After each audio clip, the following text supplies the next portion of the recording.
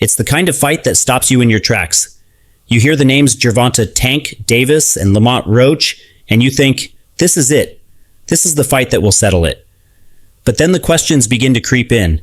Can this really be the fight that shifts the landscape of boxing, or is it just another easy win for the undefeated champion?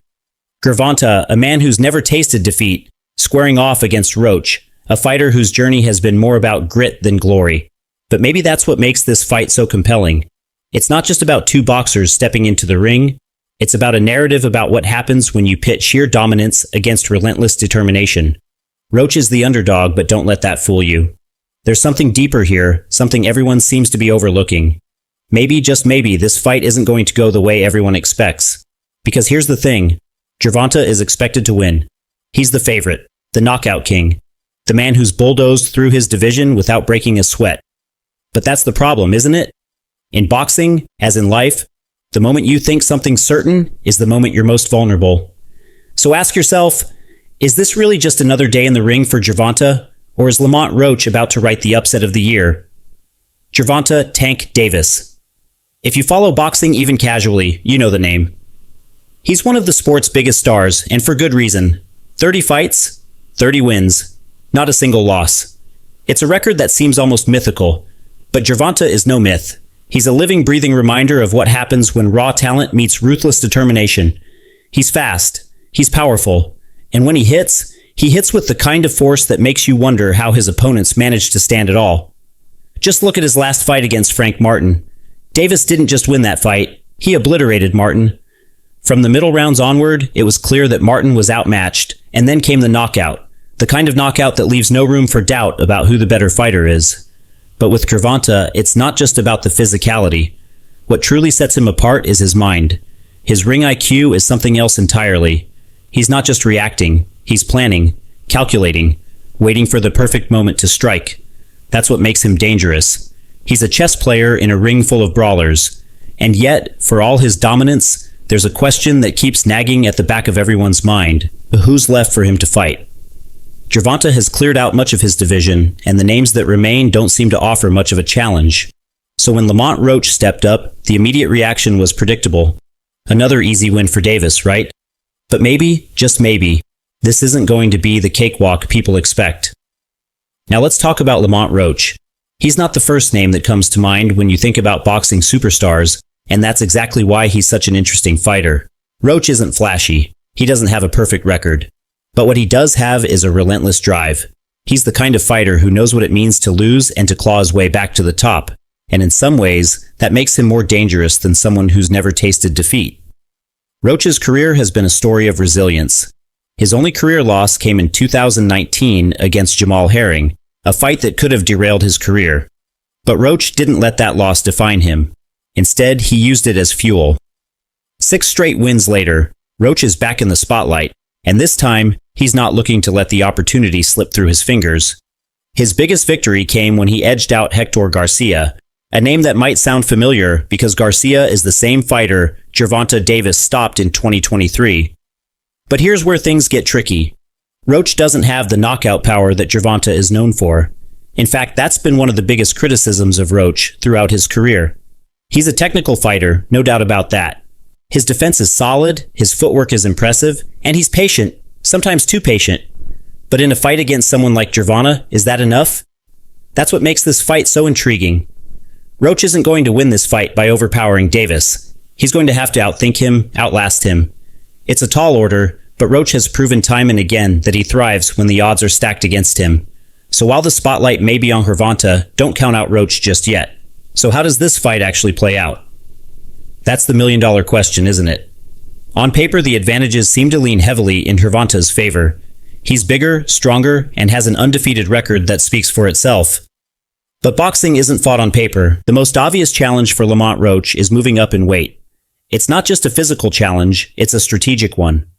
Gervonta isn't just any lightweight, he's one of the hardest hitters in the division, and Roach will be stepping into the ring against a man who's used to finishing fights with a single punch.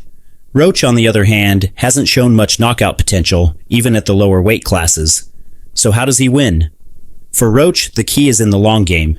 He can't afford to get into a brawl with Gervonta. He has to use his technical skills, stay on the outside, and make Davis chase him.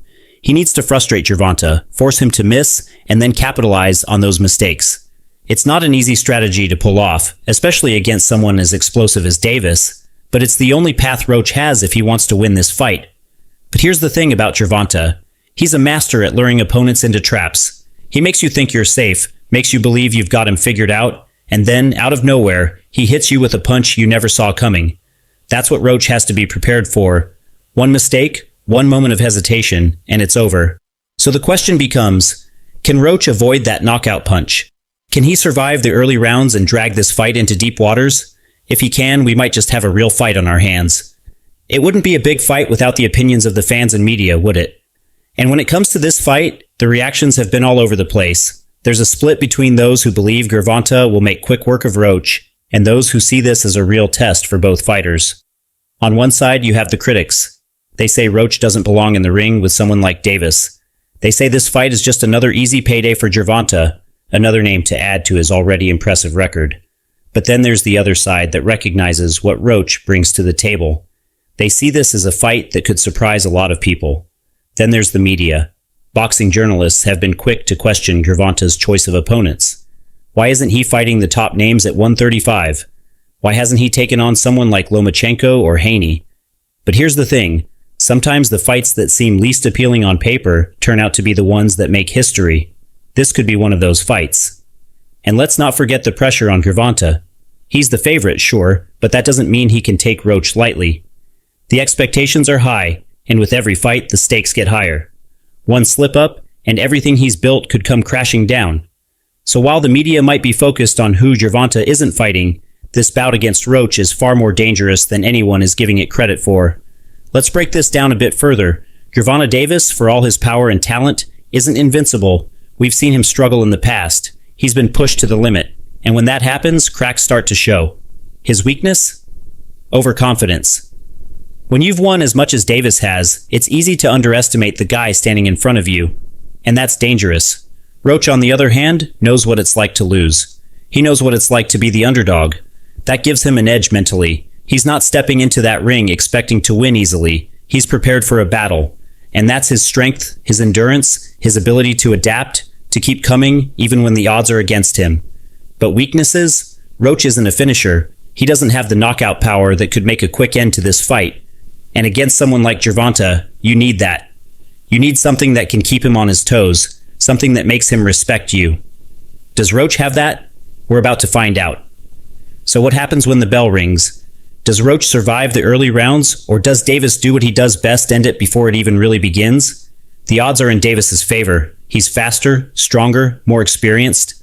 But this fight isn't as clear-cut as it seems. Roach has improved. He's learned from his losses. And in a fight like this, where one punch can change everything, anything is possible.